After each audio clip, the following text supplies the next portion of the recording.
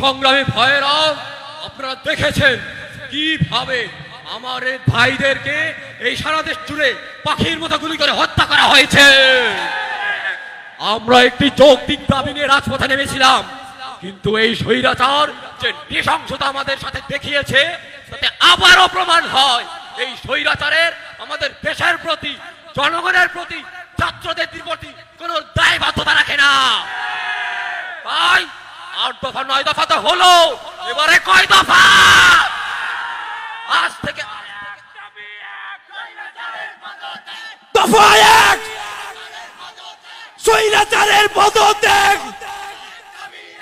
আজ থেকে সারা দেশ জুড়ে এই স্বৈরাচারের পতনের 1 দফা দাবিতে লাগাতার অসহযোগ আন্দোলনের ডাক দিচ্ছে। দফা 1, দাবি 1, স্বৈরাচারের পদত্যাগ।